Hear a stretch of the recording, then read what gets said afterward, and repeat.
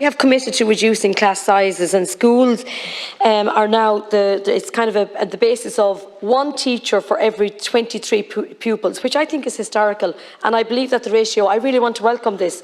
But I have a school in rural Carlow which has 2 new students, which pushes them over the ratio limit. Now, the department have said that they are not entitled to keep and retain their teacher from last year. Now, my question is, Taoiseach, the Primary Staffing Appeals Board go on, my understanding is 2022.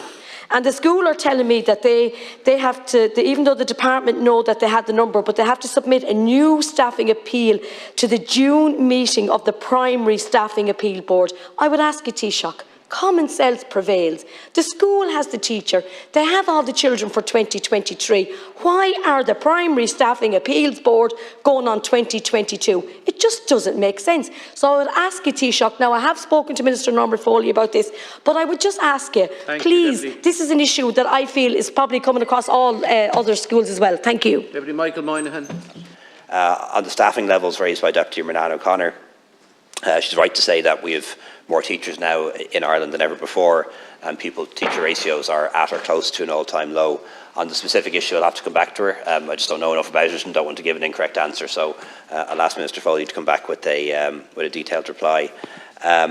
On children with additional educational needs, as was raised by Deputy Moynihan and Deputy Batchik and others, we have a dedicated minister responsible for special education needs now for the first time ever in Minister Madigan. A very substantial budget, I think about €2 billion, nearly a quarter of all our education budget now goes on helping children with additional educational needs. More SNAs all the time, more special classrooms all the time, or more special classes all the time rather, and some new special schools. But am I satisfied? No, I'm not, and I don't think I could be. And anybody who attends their constituency office or constituency clinic and hears the number of stories of children who aren't getting the help they need early enough couldn't possibly be satisfied. But we're doing more every day, every week, every month, and that's going to continue.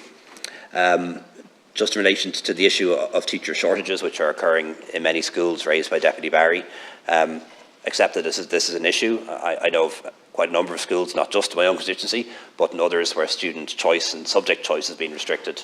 There are a lot more subjects than there used to be, so it is harder to fully staff all the subjects than it would have been in the past. But it is a shame to see student choice being restricted in that way.